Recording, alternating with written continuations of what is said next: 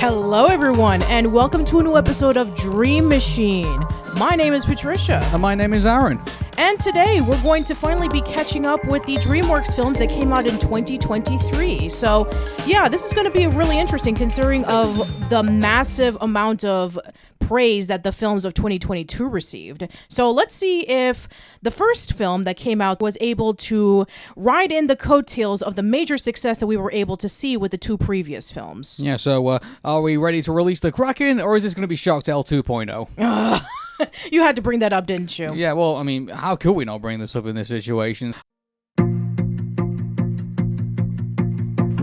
I was who I always needed, even when I couldn't see it, even when the waves came crashing down. I was always somehow ashamed, trying to always hide in my skin. Now I feel the rain come pouring down.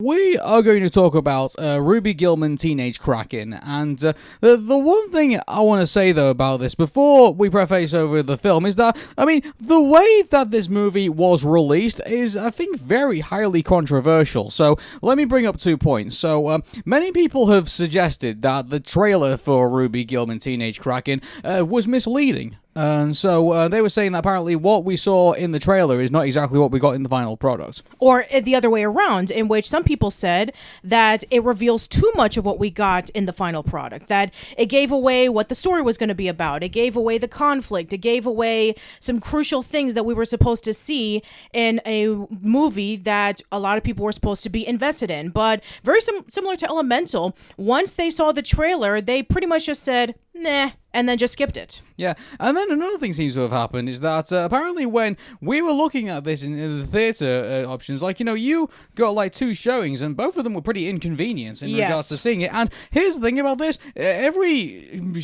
showing only happened like once per day. Now, that's unheard of for like, a movie like this. Usually there'd be like multiple showings going out throughout the day, so it makes no sense of like, why is it that, there was only like 1 showing per day for some of the movie things. Now, this might just be because, in the Northwest, but here's the thing about this. Elemental, at the time, got multiple viewings, like multiple time slots and everything. You can see it in the morning, afternoon, or the evening, or whenever. But, for Ruby Gillman Teenage Kraken, there was only 1 time during the day that you could actually see it. Yeah, that was really weird. I tried my very best to watch this movie in theaters, but... We had to give up. Yeah, we had to, because...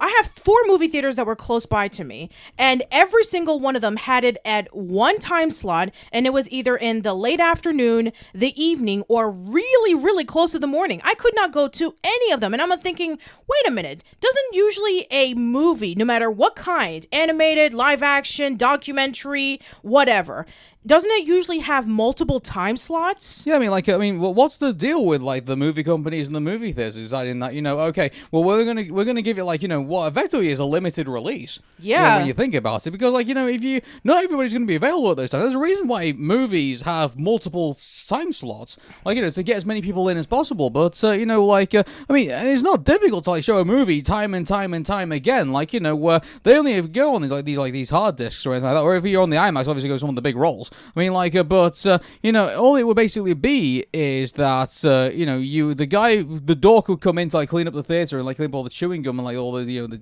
popcorn off the floor. Then they would just show the movie again. Like, why was it that it had to appear that way? It's just so strange. It was very awkward, yeah. I don't get it. But anyway, that's pretty much the beginning of, before we even talk about the movie itself. Oh, yeah. When this movie did come out, man, did it get a thrashing from the critics. Yeah, what did it end up again at Rotten Tomatoes? It ended up being 66%, so it's in Crystal Skull territory. It is in Crystal Skull territory, but mind you, it's a DreamWorks movie, so it's DreamMachine at the end of the day. So, I guess, to start off with, in regards to addressing all the controversy, now that we're on the other side of this film, now that I look at the trailer and now I look at the final product, I guess in a way, it did give a lot away in some aspects, but at the same time, I would also say that, it didn't give, like, a false, idea of what this movie was going to be, because I really thought it was going to be, like, our,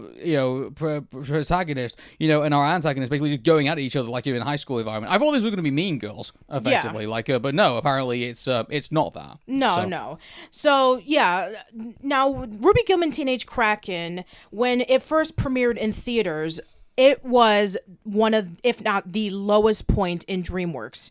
This is currently the lowest grossing DreamWorks movie ever released. It had a $70 million budget, and it only made back 46. Apparently a talking boss baby apparently is the moneymaker in DreamWorks for some goddamn reason. Yeah, I have no idea why. So it premiered on June 30th of 2023, and like we said before, pretty much nobody went to go see this movie because of the stupid time slot. And the people who did went to see this movie, they hated it. Saber Spark hated it. Animat thought it was a disappointment. Cell Specs thought it was a disappointment. Nobody liked this movie. And we're thinking, oh, great. We're going to be stepping into another low point in DreamWorks after we were doing so well with the Bad Guys and Puss in Boots: The Last Wish. We thought that this was supposed to be DreamWorks' comeback after what essentially was at least a 5-year spell of just releasing mediocre film after mediocre film after mediocre film. Yeah, just like it's, here's the thing about this, to be honest, I look at this and I think, this had some promise. I think, the idea of, DreamWorks have never really done this type of movie, really, when you think about it. They've never done they usually delve with comedy. They've never dealt with a coming-of-age story where the premise is about a girl who is awkward towards her peers, and the twist is she's a Kraken, and she's trying to fit in with human society. Yeah, I'm not against, things like that. It's great that DreamWorks is looking at, different types of stories, and the only thing I think that will always be a concern is that obviously people will look at the idea this is once again dealing with sea creatures, and when was the last time we dealt with a movie that dealt with sea creatures in DreamWorks setting? That was Shark Tale. Yeah. And not to mention that a lot of people also compared this to the recent Pixar films. They said that it was essentially a combination of Luca and Turning Red. Yeah, but I think another thing as well is this is also here's DreamWorks again taking another shot at Disney, oh hey, here's this character that sort of looks like Ariel, yeah, I think Cassandra, I think her name. No, Chelsea, sorry, where did Cassandra come from? Chelsea basically is our antagonist of this movie, and so but here's the thing about this, you don't know this at the beginning, because the way that the thing is that the trailer unfortunately did give a lot away that we're going to get this final battle scene between Chelsea and Ruby, and the movie in a way does kind of throw you, because it kind of makes it sound like, oh hey, these look like they're basically two friends, and that just basically just want to end this war that's going on between the Kraken and the mermaids, yes, effectively. And so here's the thing I think is the disappointing thing I think of our main arc in this is that Ruby doesn't realize that she's a Kraken to begin with, and then she discovers that when she falls into the water that basically just turns into this massive monster. Yeah, this is giving me Little Mermaid 2 vibes. You've seen the movie, right? Yeah, I've seen that. Yeah, so for those who have not seen it, and for those who are interested in learning about my personal thoughts about it, go check out the Disney Toon Studios podcast that I did with Chris, aka Roddy C from TV Trash. So the movie is about Melody, who is Ariel's daughter. It takes place 12 years after the original Little Mermaid film. And you have this evil antagonist, Morgana, who is the sister of Ursula. And Melody does not know that she's a mermaid because she was trapped in the palace for 12 years with a wall surrounding it. And then finally, she gets an opportunity for her to make it out of the wall and learn that she loves the ocean. She loves the sea, and she wants to explore the sea. Gee, where have we heard this before? Am I right? Anyway, so she meets up with Morgana, thinking that, she was treated unfairly by King Trident, which, by the way, she does not know that is her grandfather, the King of Atlantica. So Morgana tells Melody, would you mind getting me my trident that King Trident had stole from me a long time ago? That way I can make you into a mermaid permanently, and you can be happy, and you can live in the ocean, and you don't have to worry about your overprotective mother. And then, long story short, she gives Morgana the trident, and she basically causes, chaos, and basically Melody has to go and stop Morgana by using the trident. And yeah, it feels very similar to what happened in Ruby Gillman Teenage Kraken, in which she has to give Chelsea the trident because they're trying to stop a war between the Krakens and the mermaids, where several years ago that the mermaids were trying to take over the oceans from the Krakens. And one Kraken had defeated the Mermaid Queen from taking over everything using the trident, and the trident was sealed away for 15 years. And then we have Chelsea coming along pretending to be Ruby's best friend, saying, oh, we're just alike, you're the awkward one, you have to hide your identity. Well, not me, I want to be free, I don't want to be hiding away from civilization, I want my people to be happy. And by getting this trident, we can go over to the Kraken Queen saying, we don't want to fight anymore, but it's all a lie. Yeah, and I think that was really disappointing. I thought, I thought maybe it would have been cooler if, the Mermaid Queen, was dead, and, this is, the daughter, the unknown daughter of, that Mermaid Queen, she wants revenge for, I think that'd probably be better motivation, I think, rather than, because, they gave the impression that, this Mermaid Queen is dead. How on earth did she, come back? It's not explained. Well, she was never dead to begin with. I know, exactly. Well, I thought they implied that she was dead. They make it sound like she's dead, but she's been hiding for so long. Oh, right. And so she's been disguising herself as a teenager, pretending that she is the cool one and that everybody loves her and everybody wants to be like her. And that way she can be able to fool everybody. Here's the thing. They try to do a social commentary about the stupidity of human beings, which... This is just lazy writing. This is Invader Zim levels of bad, in which people are so stupid that they don't realize that a Kraken, by the way, who has blue skin and kind of bluish green hair and tentacle hands and no spine, is a human being, and the excuse is, I'm from Canada. This is Chalk Zone levels of ridiculousness, in which Snap said, I'm from Greenland. In Greenland, everything is cold. That's why I'm blue. I just maybe that's what they should have made a nod to that, maybe saying, oh, hey, I'm from Greenland, and that could have been an interesting nod. Yeah, but of course we have to make Canada jokes because Canada. Yeah, it's just this again, it's just having all. There's the thing about this, making all the people stupid is just it just gives you too much ability to get away with so many bad story plots. It does. In all of this. I just think, when I also heard about that, most of humanity is stupid, it's oh my god, they are going to basically they are giving themselves, no rules basically to their world effectively. They can basically be as stupid and as crazy and as nonsensical with the world as much as they want. Why is it that no one believes that there's not Kraken living among us? Because they're just idiots, that's all. Yep. It's crazy, Yeah, and the only reason why they believed it in the first place was because the friend of Ruby had posted it on his social media pages, and then everybody believes in it.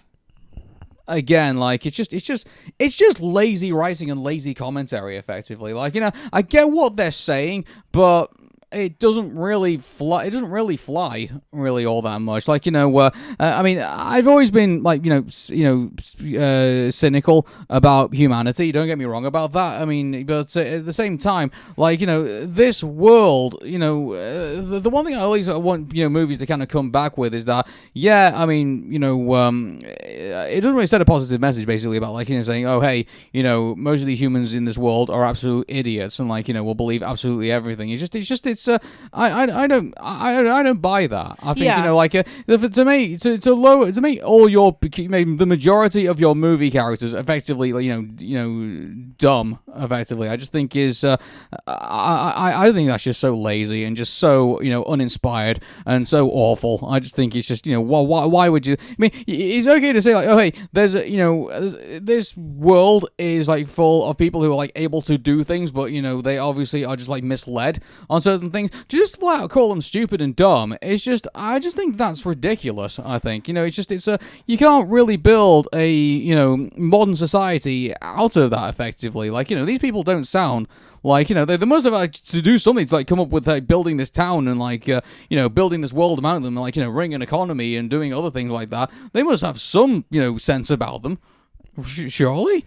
I guess not, considering that one of the best businesswomen in this town just so happens to be Ruby's mother, Abigail, who's a real estate agent, and people have absolutely no idea that she is a Kraken. And not to mention about Ruby's father, who happens to do like these TikTok videos. He looks more like a monster than everybody else in the entire movie. Yeah, he looks more he looks more like a monster than anybody else in the entire movie. Yet he goes on social media on, I don't know if it's supposed to be Instagram or TikTok or something, and he's making like these like these little models inside of jars where he's doing like this ASMR voice. Yeah, is everybody on I guess everybody's on social media doing their stuff and everything like that, but good grief. Like, also, you've got, like, one guy who is apparently, like, he does, like, he's, like, one of, like, Ruby's friends who apparently, like, does game streaming, and apparently he has, like, 140,000 fans, which is, like, if he was doing that, he wouldn't be at school. Like, I guarantee you he'd be in front of his computer, like, the entire damn time. Really making his money doing that. I mean, like, maybe I might be wrong. Like, someone probably does regular streaming on a regular basis, but will correct me. But, I just think there's, like, some also on top of that as well, like, I just think there's some unrealistic expectations, I think, set in this movie. Like, saying everyone around you is stupid. Everyone around you also has social media accounts who, like, have lots of fans. Everybody around you has, this, that, and the other. I just think this world could not be more unreal, and dare I say, probably the most real people probably in this whole, damn movie are probably the Krakens themselves. Well, what? I mean, the closest equivalent to like a real person is the captain, and again, there's not too much. The captain has like Alex Jones levels of like I mean, actually he is right about some of the stuff that he says. So probably he's probably like the reverse Alex Jones, I guess you could say. But he is a crazy person in himself. He kind of reminds me of like to be fair though, I mean like he kind of reminds me of like some of like the who was the name of the crazy character in Gravity Falls, like who. Oh yeah, the crazy old man. Crazy old man. Yeah, I know who you're talking about. But I mean, it's he sort of kind of reminds me of that in a way. But so I can understand why like he's like old and bitter and everything like that. Because apparently he was attacked by a Kraken at some point during his life, which obviously is feasible because obviously they do exist. So yes. Like it probably is possible that he did see one day. Yeah, apparently so he was like saying some backstory about that. He lost his home because his wife broke up with him, and so he ended up in a boat, and a Kraken attacked him, and he's been trying to look for a Kraken ever since. So yeah, it's playing off in that Captain Ahab approach about like, okay, this whale named Moby Dick, he took my leg, I want to get revenge on him. Yeah, and also you've got like you've got the crazy uncle as well, which every like family movie always has like those like crazy uncle people like who can't shut up and basically tells everybody everything. Yeah, and so he's also a Kraken as well. And apparently in this world, the female Kraken are like huge and mighty, and the male Kraken are apparently small. Yeah, giving me Turning Red vibes, in which like, oh, the women in our family are the ones who turn into red pandas. Yeah, like it's just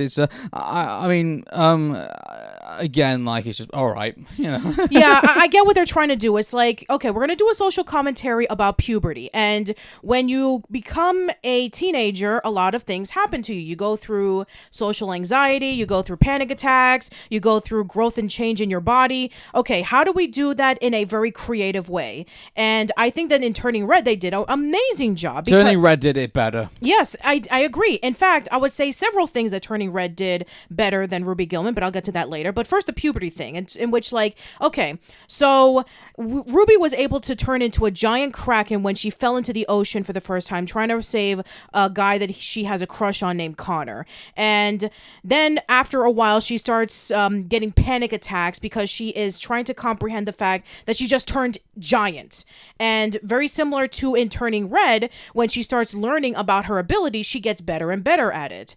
And then another thing that was better in Turning Red, as opposed to Ruby Gillman Teenage Kraken, was the relationship between the mother and daughter, where the mother in Turning Red was very strict and in her ways and forbade her daughter from turning into a red panda because of everything that was able to happen in previous generations. While in here, in Ruby Gillman Teenage Kraken, she forbids her daughter from going into the ocean because she knew it was going to happen. She was trying to protect her because of, the fact that she would turn into this. And also, she was trying to get away from her mom because she wanted to live her own life. Again, going into Turning Red, there was a reason why that May's mom did not want to be with her mother, because she was so controlling. She was so in her way. She was so strict. She essentially felt like she could never please her. So that made a lot of sense on why there was such this distance between mother and daughter. But in this one, at the same time, the reason why she was like that is because her own mother was also like that too,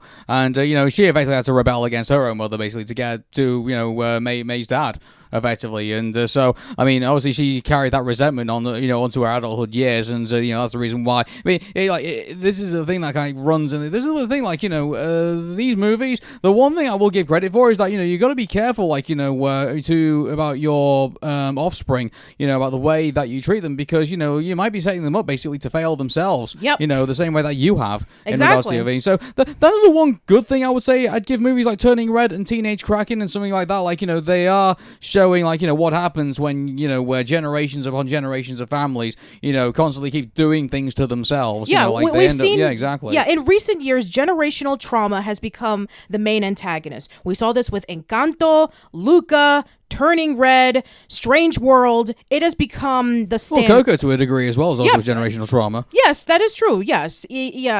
Coco did have generational trauma. So, over the past few years, we have seen that as one of, or the main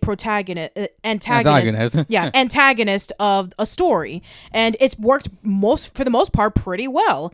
And I can see what they were trying to go with this here. They're trying to do something similar to Luca, in which don't go to the surface, don't go under the ocean, because you'll be this. You should stay here. It's safe, and you can be able to live a normal life and hide of who you are.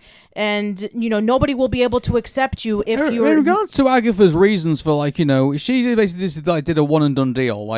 She got the trident off the mermaid queen, hid it away where no one could potentially get it unless it was Ruby herself. And then she basically turned around and said, "Look, this isn't what I want my life to be anymore. I want interesting would have been if Agatha had discovered that during a time that she'd been fighting the mermaid queen, she discovered that she was pregnant, and she wanted to protect her unborn child, and said, "Look, I'm not going to put myself in danger anymore. I've got someone else to look after." Her mother didn't see it that way, and so obviously they had that fight over that, and then she decided to go away, and that's the reason why she's been gone for 15 years, because she'd been trying to protect her family. It's implied that they're trying to tell that story, because when we saw in don't imply it, tell it.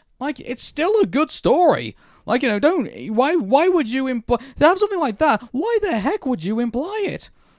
Yeah, I know. That was a mistake.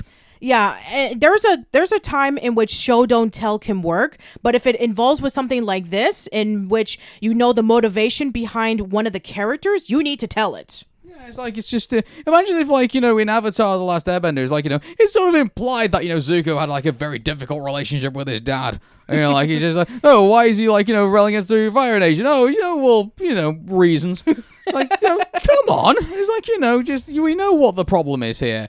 I just think that the one problem with Teenage Kraken, and I don't know if you agree with me this or not, I feel like the real main story drivers in this story were somewhat pushed to the side, and we were too busy concentrating on things that didn't need to need expanding upon.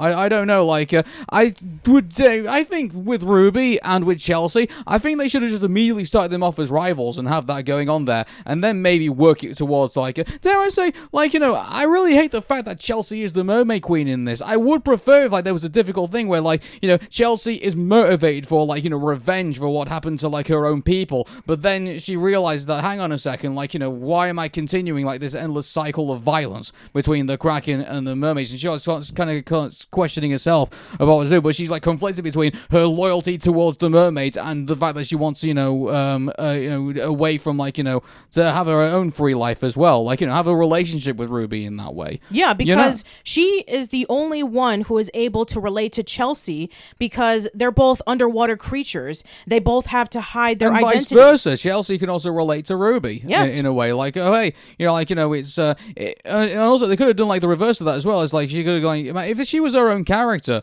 not just like in disguise. Like, they could have easily gone down the direction of like Chelsea saying, "Oh, look, you don't know what it's like to be like this. Like, I have to be perfect and pretty and everything like that because I feel like one day I'm going to give myself away and then everyone's going to realize who I am and then, it's all over."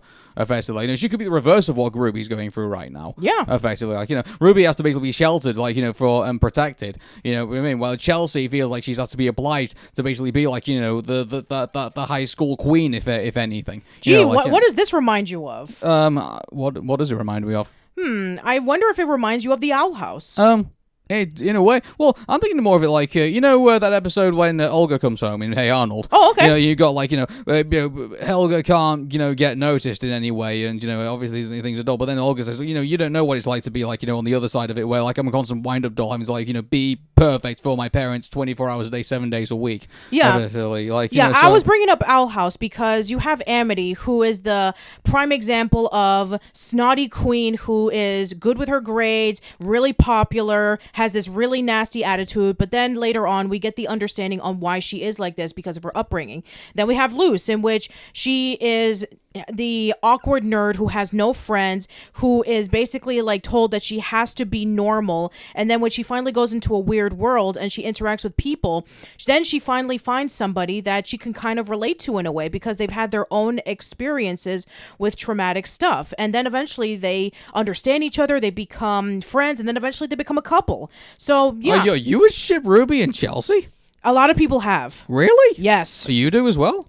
Not necessarily ship them, but I could have seen them as friends. Like, I agree with what you said. Like, why couldn't it be that, it started off with Chelsea taking advantage of Ruby being a Kraken so that she can get the trident and get revenge on her people, and then realizing, what am I doing is wrong. I should stop this nonsense and, get rid of... They could have done it where the fact that basically Chelsea believes that, Ruby thinks that the mermaids are evil, and Chelsea thinks the Kraken are the ones that are the bad guys. They actually think that, each other are the bad guys because of things that have been done for one another. But that wouldn't have worked in Ruby's case because she literally had no idea about all of this stuff until her grandmama told her. Yeah, but I mean, you remember, like, towards like in the beginning of the second act, her grandma basically says, "Look, this is the history of our people. Like, mermaids, killed a lot of our people, and then it was only until someone came in and defeated the Mermaid Queen that this all of a sudden they were driven into hiding. Yeah, basically. And then Chelsea has that resentment because like she's told the other side like oh no, I was told the Kraken attacked us and then basically stole our trident and basically put us all into hiding, and I've held that resentment ever since. Yeah, like, that's a great idea. Yeah, but then it's so annoying because like then the Mermaid Queen potentially could still be part, or maybe even then like maybe they could have had another antagonist like who's like just in the background who basically says, "Oh no, I kind of lied about that." It's kind of like we were the ones who we were the bad guys effectively, and then that could have been Chelsea's turn. Effectively, yeah. But, we talk about this is a whole different movie that you and I are talking about. Like, what we ended up with in Teenage Kraken, I think, was not, could have been a hell of a lot better, couldn't you agree? I agree, yes. Yeah, like, we've just been talking about like, some better story ideas that could have been put into this movie, and, and we didn't get them. No, we didn't get them because it focuses on two other main plots. It focuses on the prom, because, of course we have to have the prom. Because, high school movie. Yeah, exactly. High school Every movie. high school movie has a prom. Yeah, sure. Like, I remember my prom. No, I don't. Well, I remember my prom, and, it was nothing like any in the movies. Yeah, so. Like, seriously. Like, they over-exaggerate on what prom is. It's not as all cracked up to be. Yeah, exactly. I guarantee you, like, every Disney Channel movie that has a prom in it, I guarantee you is not that. It's like, yeah, it's just done for drama and comedy and things like that, and just all that stuff. But, like, I'm trying to think what my next point was going to be. Yeah, so, the whole prom thing, I just think that, obviously that's just, like, a device, always just kind of set all the events in motion, effectively. I mean, it's funny because, like, we thought we were going to get the whole thing, like, she's going to rebel against her mother and she's going to go to the prom. We thought that was going to happen, like, way before the movie, not, like, right at the end of it in the final act. Right. And, so she ends up, but the one thing I think that also is that, and funny enough, they gave screen time to this, which is the relationship between Connor and Ruby. Yes. In this, and you know what? They actually are very cute in regards to all of this. And I got to be honest with you, I thought they were kind of building up to, like, Connor was going to play like a bigger role in, like, in all of this, because, like, he was on the boat, and it was about to get wiped out, and I get you can't swim or anything like that, but I thought maybe, oh hey, he's going to, like, do something, like, to save his girl effectively. They were playing off chivalry is not dead. Yeah, they were playing off like a little mermaid scene in which when Connor fell into the ocean and Ruby was trying to rescue him, but then she turns into the Kraken and she didn't know that she turned into the Kraken. When they did that whole thing, I thought it was going to be like, oh, okay, then here we go. Like, Chelsea is going to say to Connor that, she is the one who saved him, and then he's going to be like saying, oh, well, in that case, then maybe I should go to prom with you. And Ruby's going to be like, no, no, you're going to go to prom with me. And that was going to be that whole, like, another layer on, like, the rivalry between Ruby and Chelsea. Yeah, exactly. That would have been very similar to what happened in The Little Mermaid, in which you have Ursula, who was trying to... You get that vibe, though? Like, they were going to make fun, because they're already making fun of that trope already with Chelsea. Like, oh, hey, here's this, redhead girl who's long and flowing, and, they didn't get the whole, like, essence of Ariel, but I think they were kind of doing, like, a really bad caricature of Ariel. Again, I mean, this is something that you would see in Shrek, in which you have a caricature of what we've seen in Disney. We have a mermaid with red hair who's beautiful, who's popular, and everybody worships the ground that she stands in. And she's really bubbly, she's really sweet, she wants the best out of people. It's essentially Ariel if she was the villain. Yeah, and it's sad, really, when you're having to, like, oh, hey, this could all fit in Shrek. It's like, it kind of feels sad when you really say that, because, like, we've already had, like, umpteen amounts of Shrek already, and, like, in regards to fairy tale, parodies and, caricatures and things like that. It's like, do we really need, like, a movie that's, like, got one front and center? I wouldn't be surprised if the reason why they did this caricature in the first place was because it was coming around the same time as the live action movie. Yeah. Doesn't that feel the case, though? Like, this is a response to, like, the live action Little Mermaid in a way. Like, we saw The Little Mermaid, and we didn't think it was bad. No. We thought it was good. Yeah. Like, this is actually one of the very, very first live-action movies we can actually sit down and say, yeah, this is the one Disney finally got right. Yeah. In a sense. And, even some, like, the side characters even improved. In Teenage Kraken, I mean, like, we would expect, like, live-action Disney to do, like, something as bad as this. Yeah, like Enchanted or something. Exactly, yeah. And so it's just sad, really. Like, here's the thing about this, though, and this might be controversial because of the conversation I thought we were going to have. I don't think it was as bad as I thought it was going to be. It's not Cars 2 bad. No. It's not Shark Tale bad. With me, like, DreamWorks have done, underwater, sea creature movies before, and believe me, they've not been that great. No. Yeah, they're not Finding Nemo by any stretch of the imagination. Well, let me tell you.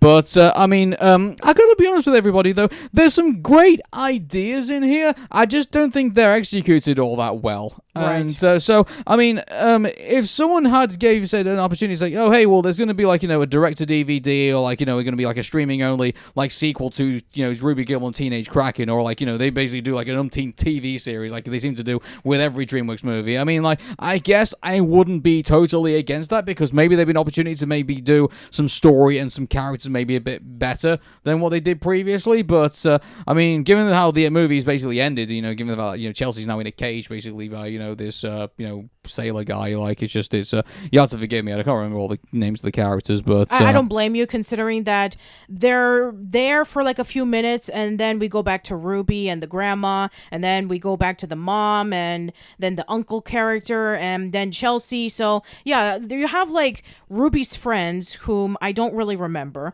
then you have various characters who just kind of, like, come and go, so, yeah, it doesn't really do a good job of getting yourself invested with everybody else other than just the main character. The one thing I will say about the grandmama character is that I'm really glad they didn't do, like, the hip and trendy cool grandma kind of, like, deal. Like, didn't we already have enough of that in The Cruise? Exactly, yeah, but, every movie, the Lorax even did that. Like, I'm just glad that we didn't have another cool hip grandma. Like, this grandma is effectively, like, the protector of the ocean, effectively. So, like, I guess, she has some, royalty and, like some grit. I mean, attached to her in that case. Also, she's very hard-minded as well because like she had Agatha kind of like set up to like be, oh hey, you're like now the hero and like this is your destiny, things like that. And she Agatha plays her and said, no, that ain't gonna happen. Like family, please. Yeah, exactly. And then when she did the same thing to Ruby was like, I don't know, I'm just a teenager. I'm only 15 years old. I don't know if this is what I want to do for the rest of my life.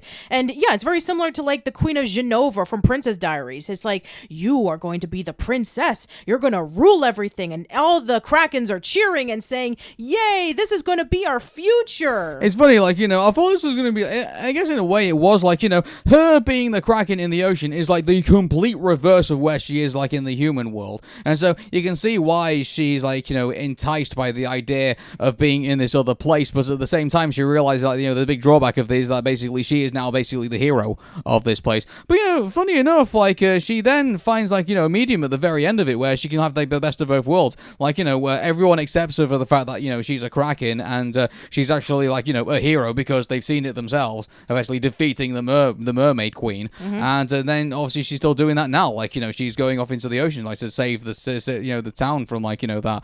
So, yeah, I wonder when Fury's going to come and knocking for the Avengers initiative. Yeah, so again, taking a cue from Little Mermaid 2, in which Melody was able to break away the wall that was preventing the castle and the ocean from meeting, now both mermaids and humans can be able to live together in harmony. So again, I'm seeing a lot of similar parallels. Yeah. And, I tell you what, though, like, you were making comments before about, like, the intro, like, given the fact that we're, like, you're circling through, like, all the people, like, in that, like, funny enough, the DreamWorks right now have a really good opportunity to, like, do, like, a superhero team-up kind of deal. You have Ruby Gillman as the Teenage Kraken, you have Puss in Boots, you have, like, maybe even, like, some people from, like, Monsters vs. Aliens, effectively. Yeah, like, I was going to say the same thing, that Monsters vs. Aliens and Rise of the Guardians are the only equivalents that I can think of where you have... Get Jack Frost out of that movie, seriously. Like, everyone loves him. Yeah, exactly. Like, you got a good opportunity, really. Like, oh, hey, all these guys come and team up and, they go and, like, save, the whole DreamWorks world, if you will. Yeah, and I guess if you want to... put Poe in there, too. You got to put the Dragon Warrior in there. And if you want to include also Metro Man from Megamind, I guess you could do that, too. Oh, Megamind himself, actually. Yeah, sure. In a way, he goes, like, he's the hero. The villain/hero, but the hero. Yeah. So, yeah, if you want to include that in there, too, yeah. I mean, I'm surprised that we haven't had that at that point in time. But here's the thing about this. I do think there's some good ideas in, Ruby Gillman Teenage Kraken, but unfortunately, it needed, and I say this from time to time every time we have a bad story, it needed to have another, like, sit down, like, refreshing of the script, in my opinion. Like, what's important here? What better stories could be told? Yeah, exactly. What is important? Is it Ruby accepting the fact that she is a Kraken? Is it Ruby trying to fit in? Is it Ruby trying to make peace with the mermaids? Is it Ruby trying to connect with her mother? Is it Ruby trying to find out who she is as a Kraken? Is it Ruby trying to figure out whether she wants to be a human or a Kraken? Which is it? If it can be all of them, have a balance of all of them and do a lot of tweaking to make the executions of them worth it. Mm-hmm.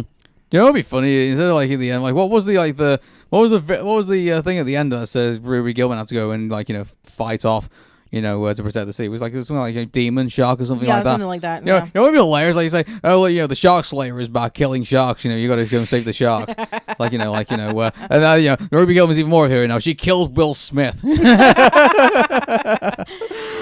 Oh my goodness! I wish that were to happen. Yeah. Anyway, I think we're just waffling. I think at this point. Okay. So, all right then. So, I mean, I know we don't normally score, DreamWorks movies. I mean, we've not done it in the past. We've kind of been doing it recently. But yeah. If I had to give this a score, I mean, I think I would say 6.5 out of 10. Yeah, I would agree too. Yeah, 6.5 out of 10. It's not as bad as everybody in the internet made it out to be, but I can see why a lot of people were disappointed with it, especially since 2022 was a major jumpstart for a new era of DreamWorks, but then it just kind of fell flat again. It had an opportunity to be like a really good film, but unfortunately it executed all its ideas terribly, and unfortunately it became painfully average. Yeah. And, but even then, like some of the average stuff, it did, the average stuff it did do well. Yeah, but unfortunately, it did do the average stuff pretty well, but unfortunately in recent years, we've already seen this story before. Encanto, Luca, and Turning Red. And if you want to bring in the live action Little Mermaid remake, Sure.